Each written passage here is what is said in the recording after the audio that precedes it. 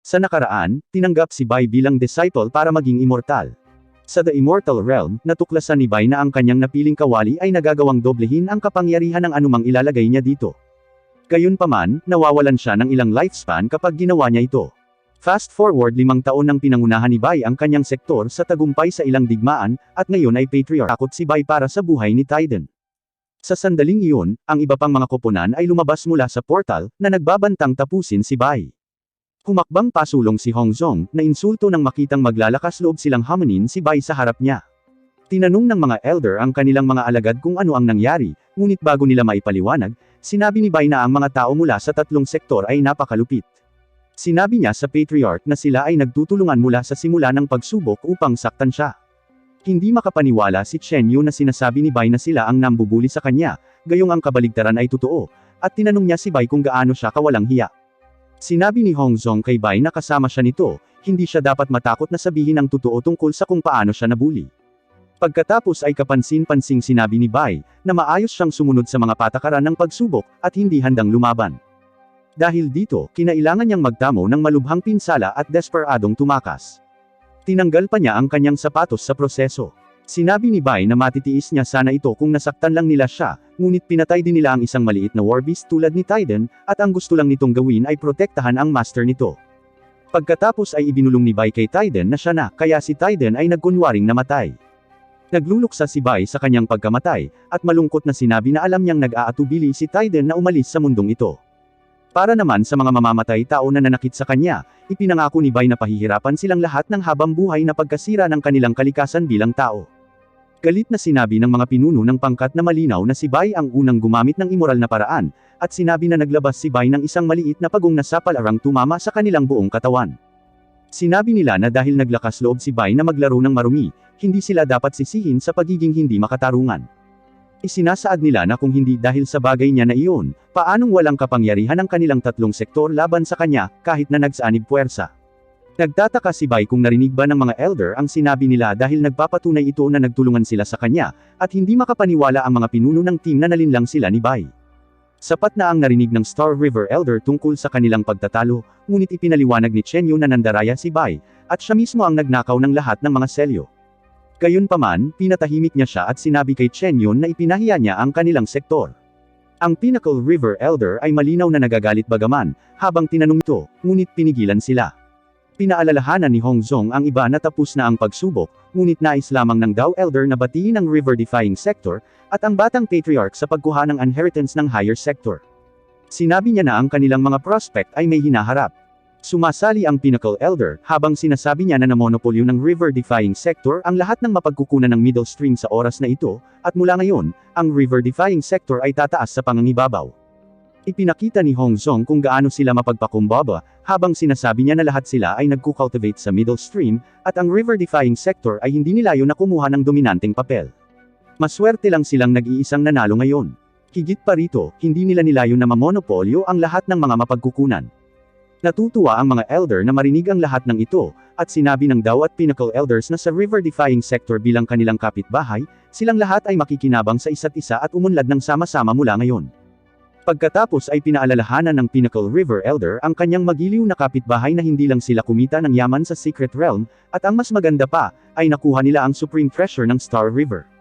Ipinahayag niya na ang river-defying sector ay babalik na puno ang kanilang mga bulsa.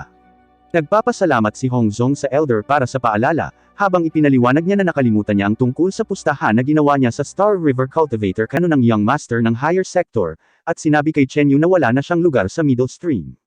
Bumalik kay Bai, sinabi sa kanya ni Hongzong na sa pamamagitan ng pagdepende sa mga mapagkukunan ng Secret Realm, ang river-defying sector sa wakas ay may pagkakataon na umunlad at lumago mula ngayon. Sinabi niya na mukhang mayroon na silang kaunting foothold sa middle stream ngayon, at pinupuri si Bai dahil ito ay resulta ng kanyang mga pagsisikap. Hindi mapagpakumbaba si Bai sa kanyang kontribusyon, ngunit nakakalimutan ang lahat ng iyon nang nagising si Tiden. Nagdiwang ang dalawa, habang sinabi ni Bai na talagang perpekto ang kanilang koordinasyon. Sinabi ni Hongzong kay Bai na medyo lumaki na siya, at sa tingin niya ay oras na para simulan niyang isipin ang pinakamahalagang kaganapan sa kanyang buhay. Hindi alam ni Bai kung ano ang sinasabi niya sa una, ngunit mabilis itong napagtanto. Sinabi ni Bai na ito ay masyadong biglaan, at sumigaw na siya ay biglang sumakit ang ulo. Tumakbo siya habang sinasabing hindi na kaya ng kanyang katawan ang sakit, at babalik na siya sa sektor para magpagamot. Napatawa na lang si Hong Zong, at iniisip sa sarili na mukhang kailangan niyang i-push si Bai. Ang kwento ay nagpatuloy habang ang kaibigan ni Bai noong bata pang si Mei, ay sinabihan na ang batang Patriarch Bai ay babalik sa sektor na ito sa araw na iyon, at isang seremonya ng pagtanggap ay gaganapin para sa kanya. Sinabi rin sa kanya na muling gumawa ng malaking kontribusyon si Bai sa sektor na ito, at bigla na lang siyang naging pangarap na asawa ng maraming kababaihan sa sektor. Gayunpaman, ang malalim na pagkakaibigan nila ni Bai ay talagang ang pinaka-espesyal. Pambulat para kay Bai, habang siya ay binabati sa kanyang dakilang tagumpay. Iniisip ni Bai na maaaring sumobra ito ng kaunti, at may dumating na dambuhala para itulak ang lahat. Lumabas si Mei mula sa likod ng dambuhala, at binati rin si Bai. Gayunpaman, ipinaliwanag niya na nakagawa siya ng isang pagkakamali, at talagang nakalimutan niyang maghanda ng regalo. Si Bai ay hindi nag-aalala, at tinanggap ang kanyang dinala, ngunit si Mei ay tumakas pa rin. Pagkatapos ay binigyan ng dambuhala si Bai ng isang bagay na isinulat ni Mei, habang sinasabi niya sa kanya na ito ay talagang cute, at tumakas. Nakasaad sa liham na ang puso ni Mei ay mayroon lamang 3 hiling. Una, nais niyang maging ligtas si Bai, pangalawa, nais niyang maging malusog si Bai, at pangatlo, nais niyang samahan si Bai sa paglipas ng mga taon. Hindi maintindihan ni Bai kung bakit kakaiba ang ugali ni Mei, at nakakagulat na lumilitaw na binati rin ni Jun si Bai. Hindi niya maisip kung bakit naging masigasig ang lahat, at nagtataka kung ipinakalat ni Hong Zong ang balita tungkol sa sinabi niya sa kanya tungkol sa pinakamahalagang kaganapan sa kanyang buhay. Si Bao, na dating kaaway ni Bai, ngayon ay nagtanong sa kanya kung bakit siya nagbubuntong hininga, at sinabi kay Bai na kaya niyang hawakan ang anumang problemang mayroon siya. Tila naiinis si Bai habang ipinapaliwanag niya na ito ay tungkol sa bagay na sinasabi ng elder, na kapag ang isang kabataan ay tumanda na. Gayunpaman, sinabi ni Bai na siya ay tumataas na ngayon sa mga tuntunin ng kanyang mga hangarin, at gusto lang niyang magsanay. Nang umalis siya, nalaman niyang maraming babae ang nag-aaway sa kanya. Nang gabing iyon, nakaupo si Bai sa kanyang paliguan, natutuwang nagpapahinga. Gayunpaman, hindi ito nagtagal, habang narinig niya ang maraming tao na sumisigaw sa kanyang pangalan. Sa kabutihang palad para sa kanya, sina Mei at Jun ay nasa labas ng kanyang bahay, at sinabi nila sa mga tao na umalis, para makapagpagaling si Bai. Ang karamihan ng tao ay walang humpay bagaman Bai na naghahanap ng kapartner sa cultivation, at nandyan silang lahat para irekomenda ang kanilang sarili. Kinikilala ng karamihan na ang 2 babae ay malapit kay Bai, ngunit hindi yun nangangahulugan na maaari nilang panatilihin siya sa kanilang sarili. Isang malaking babae ang nagsimulang lumapit, ngunit lumilitaw si Bai habang sinasabi sa kanilang lahat na gusto lang niyang mag-cultivate sa kapayapaan. Siya ay napupuno na, at binabalaan sila sa pagsasabing ang sinumang makakasagabal sa kanyang pagsasanay ay parurusahan ayon sa mga tuntunin ng sektor. Umaasa si Bai na maaayos nito ang mga bagay-bagay, ngunit mali siya, dahil mas gusto siya ng mga ito ngayon. Sinusubukan nilang sumugod kay Bai, ngunit muling nag-aalok si Jun ng proteksyon. Ipinaliwanag niya na hindi niya alam kung saan nagsimula ang chismis, ngunit ang karamihan ay tila kinukuha ito bilang katotohanan. Sinabi niya kay Bai na manatili sa loob, at hindi nila ilalabas ang lahat. Sinubukan ni Bai na sabihin sa kanilang lahat na gusto lang niya ng tahimik na sandali, ngunit sinabi sa kanya ng karamihan na papunta na sila. Pagkatapos ay sinubukan ni Bai na sabihin sa kanila na pupunta siya sa seclusion para sa pagsasanay, ngunit ang karamihan ay sumisigaw na gusto nilang sumama sa kanya. Maya-maya pa, mukhang stressed si Bai, habang ginagawa niya ang lahat ng kanyang makakaya sa cultivation habang sinasabi sa kanyang sarili na maging mahinahon at iwaksi ang lahat ng nakakagambalang kaisipan. Inuulit niya ang mga salita ng paulit-ulit, ngunit ang karamihan sa labas ay tuluyang nakakabaliw sa kanya. Pagkatapos ng maraming araw ng pagpapahirap sa isip, mas masama ang hitsura ni Bai, at iniisip niya kung sa wakas ay tumigil na ito. Sinusuri niya ang kanyang pintuan, na tamaan lamang ng toneladang liham mula sa kanyang mga tagahanga. Sa ibang lugar, tinalakay ng mga patriarch ang issue ni Bai, at lahat sila ay nagsasaad na hindi sila nagkasala. Balak nga nilang pumili ng kapartner sa cultivation para kay Bai, ngunit walang nakakaalam kung bakit ito nalik. Napagpasyahan nila na ang sitwasyong ito ay hindi kakilakilabot, dahil maaari itong magsilbing pagsubok at pagkakataon. Ipinaliwanag ni Hong Zong na talagang may iniisip siya. Sa palagay niya ang nag-iisang anak na babae ng pamilya Wu na nagngangalang Mei, na lumaki kasama si Bai, ay isang napakahusay na pagpipilian. Ang Bloodstream Patriarch ay nag-iisip na si Mei ay masyadong walang muwang, at sa halip ay inirerekomenda si Jun ng Bloodstream. Ito ay dahil mayroon silang ugnayan mula sa pagdaraan ng kahirapan ng magkasama. Ang Pillstream Patriarch syempre ay may sariling rekomendasyon, at iyon ay si Manny. Ipinaliwanag niya na siya ang magkokontrol sa Pillstream sa hinaharap, kaya siya ang pinakamahusay na kapartner. Nakita natin na nagising si Bai mula sa isang kakilakilabot na bangungot, at iniisip na natutulog pa siya. Ipinapalagay niya na ang mundong ito ay talagang isang masamang panaginip, at iniisip na siya ay magiging malaya lamang kapag siya ay nagising. Ang kanyang ideya para sa paggising sa kanyang sarili ay medyo malupit, ngunit sa kabutihang palad ay may ideya si Tiden. Ayaw ni Bai ng ideya dahil nakita niya na dinalhan siya ni Tiden ng isang bag ng mga damit pambabae. Ayaw isuot ni Bai ang mga ito, at sinabing mas gugustuhin niyang mamatay. Nakikita natin na sa huli ay sumuko siya, habang sinusubukan niyang lumabas sa harapan ng kanyang bahay na nakabalat kayo. Sa kasamaang palad, ang malaking babae ay humawak sa kanyang pagtulog habang siya ay bumubulong, ngunit ginawa niya ang kanyang pinakamahusay na pagkilos, at iniwan silang natulala. Ginagamit ni Bai ang pagkakataong ito para tumakas, at ang iba ay natutuwa na umalis ang bagong babae, dahil siya ay magiging mahigpit na kompetisyon. Nakaalis si Bai, ngunit wala siyang mapupuntahan. Malaki ang sektor, ngunit hindi siya makahanap ng masisilungan. Ngayon lang, narinig ni Bai ang isang malaking pulutong na nabubuo, at nag-iimbestiga. Nagulat siya nang makitang si Bao ang may pananagutan sa karamihan, dahil nagbibenta siya ng mga libro na naglalaman ng lahat ng pinakabagong balita tungkol kay Bai, at napagtanto ni Bai na si Bao ang nagpakalat ng tsismis. Nakikita ni Bao na interesado si Diviner sa libro, ngunit ipinapalagay lamang niya na gusto niyang matutunan kung paano maging sikat tulad ni Bai. Ang naka-disguise na si Bai pagkatapos ay nakagulat pareho sa kanila, at sinabi sa kanila na ang kanyang kakayahan upang maging popular ay nangangailangan ng talento at hindi maaring matutunan. Napagtanto ni Bao na siya ay nasa malaking problema, at ipinaliwanag niya na iniisip lang niya ang pinakamahalagang kaganapan sa buhay ni Bai. Nagpasya si Bai na parusahan pa rin siya, at nakita natin na pinilit niya rin silang magsuot ng disguise. Sinabi ni Bao na nagpapatakbo lang siya ng maliit na negosyo, ngunit walang pakialam si Bai, at sinabi sa kanya na siya ang dahilan kung bakit kailangan niyang magsuot ng disguise. Sa sandaling iyon, sila ay nag-ambala ni Manny, na humiling kay Bai na sumama sa kanyang bangka. Medyo nag-aalangan si Bai, ngunit sinabihan siya ng 2 na oras na para sa kanya na lumaki. Sumakay si Bai sa bangka, at tinanong si Manny kung bakit siya hinanap. Nagpasya si Manny na maging prangka. Sinabi niya kay Bai na may kailangan siyang gawin sa lalong madaling panahon, at wala na siyang mahabang oras. Sinabi ni Manny na wala siyang intensyon na saktan siya, ngunit para mapakinggan niya ang kanyang sasabihin, gumawa siya ng hindi matalinong desisyon. Ibinunyag niya na nag-set up siya ng binding array na may nascent soul level of power. Kapag na-activate na, hindi ito matatakasan ni Bai, kahit nagamit ang kanyang golden core power. Humihingi siya ng paumanhin dahil kailangan siyang ipasailalim sa pagmamaltratong ito, ngunit laking gulat niya nang sabihin sa kanya ni Bai na hindi ito gumana. Hindi niya maintindihan kung bakit hindi epektibo ang array sa kanya, at ipinaliwanag ni Bai na noong nagpalit siya ng damit ngayon lang, ginamit niya ang paraan ng shielding sa kanyang sarili. Nagulat si Manny nang marinig na tinatawan ng Wildlands, at umaasa sila na ang isang pangmatagalang relasyon ay maitatag sa pagitan nilang dalawa. Saklaw ng Wildlands Information Network ang Heaven-Reaching Continent, at maaari itong mag-alok kay Bai ng hindi mabilang na mga benepisyo. Kailangan lang pumayag ni Bai sa isang kondisyon nila sa hinaharap. Si Bai ay may pag-aalinlangan bagaman at nagtataka kung bakit siya dapat magtiwala sa kanila. Ipinaliwanag ni Manny na upang ipahayag ang kanilang katapatan at lakas, ang Wildlands ay handang magbigay sa kanya ng impormasyon sa anumang bagay na nais niyang malaman. Tiniyak din niya sa kanya na ang kanilang kalagayan ay hindi kailanman magiging isang bagay na immoral o nakakapinsala sa sektor. Tila nakagawa na ng desisyon si Bai, at ipinaliwanag niya na may gusto siyang mahanap. Nakagulat ito kay Manny habang sinasabi niya sa kanya na ang kanilang information network ay lubhang napakahalaga, at hinihimok siyang pag-isipan itong mabuti. Iginiit ni Bai, at sinabi na kung magtagumpay sila, sa gayon ay sasang-ayon siya sa kanilang kondisyon. Ipinaliwanag ni Bai na ang taong hinahanap niya ay lumitaw sa parehong sektor ng spirit at bloodstream.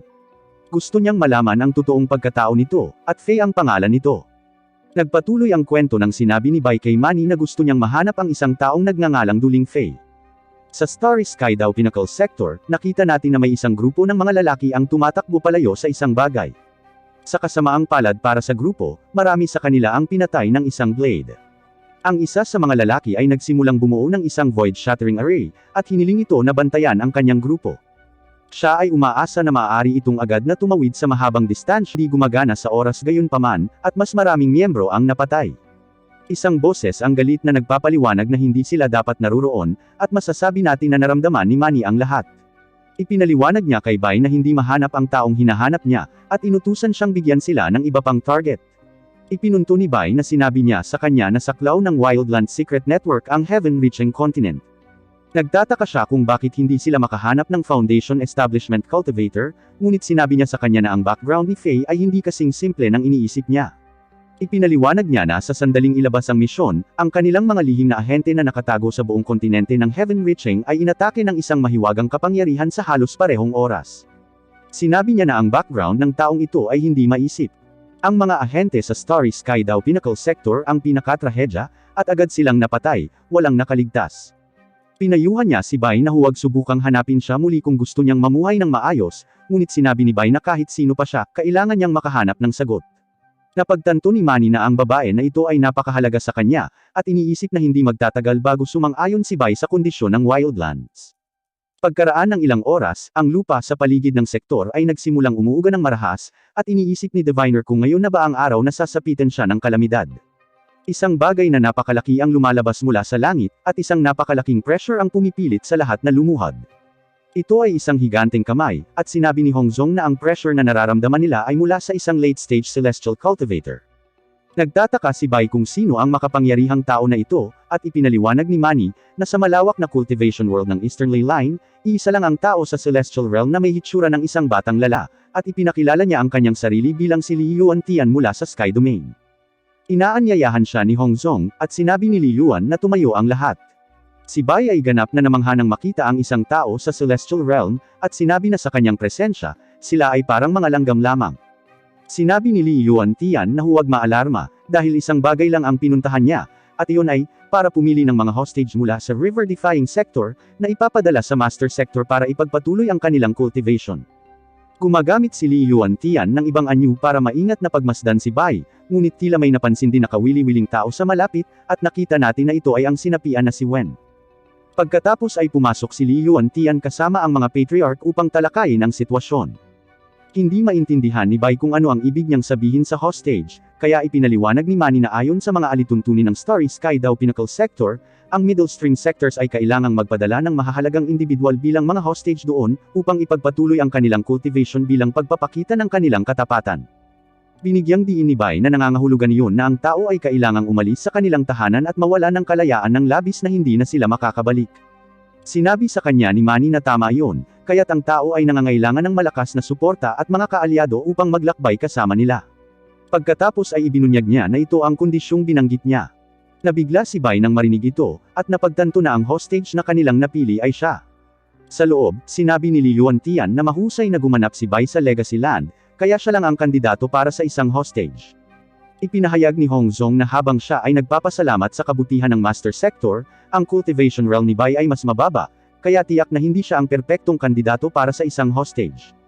Sumasang-ayon ang Blood Sector Patriarch, habang sinabi niya na si Bai ay matigas ang ulo at malikot, at paulit-ulit niyang pinukaw ang kaguluhan sa sektor. Natatakot siya na si Bai ay magdadala lamang ng kapahamakan sa Master Sector. Sinabi ni Li Yuantian na ang mga isyong ito ay hindi problema. Pinoprotektahan ng kanilang sektor ang buong rehiyon ng Eastern Ley Line, kaya tiyak na maaari nilang pamahalaan ang isang core formation cultivator. Higit pa rito, ang Human Mountain Arts na nakuha ni Bai ay maaari lamang gawin sa Starry Sky daw Pinnacle Sector. Sinabi pa niya na ang river-defying sector ay bagong pasok sa middle stream, at ang kanilang foundation ay hindi matatag, kaya lahat sila ay orihinal na hindi kwalipikadong magpadala ng hostage. Pagkatapos ay binyantaan ni Li Yuantian na salamat sa kanya, napili si Bai, at ipinapahayag na ngayon ni Hongzong ang kanyang pasasalamat. Nang walang pagtutol, nagpasya si Li Yuantian na opisyal na gawin ang anunsyo. Pagkatapos ay nagsalita siya sa harap ng lahat upang sabihin na ang batang Patriarch Bai ay napili bilang isang hostage. Maaari siyang kumuha ng 5 guardian kasama niya, at sa loob ng 10 araw, pupunta sila sa Starry Sky daw Pinnacle Sector upang mag-cultivate doon. Nakagugulat na idinagdag ni Li Yuantian na may isa pang napili. Tinuro niya si Wen, habang sinasabi niya na mayroon itong espesyal na konstitusyon, at magiging hostage din siya. Umalis siya, at lahat ay nagulat. Lahat sila ay napupuot sa ideya, ngunit napagtanto na ang kanilang sektor ay walang karapatang tumanggi. Ang mga kamakailang pagkakamali ng Sky River Court ay nagsilbing halimbawa. Kung susuwayin nila ang Master Sector, ang river-defying sector ay magdaranas ng mas malala pang kahihinatnan. Lahat sila ay natatakot para kay Bai, ngunit sinabi niya sa kanila na huwag masyadong mag-alala, dahil sigurado siyang ang mga patriarch ay may sariling plano. Pinuntahan sila ni Bai upang makipag-usap sa kanila, habang namangha si Manny nang makitang kalmado nang na-comfort ni Bai ang lahat. Ngunit sa sandaling ito, iniisip niya kung sino ang makakaunawa sa kawalan ng kakayahan sa kanyang puso. Hindi ko alam kung kailan ipapalabas ang ikatlong season. Salamat sa panunood. Kung napanood mo ang buong recap, siguraduhin mag-iwan ka ng komento.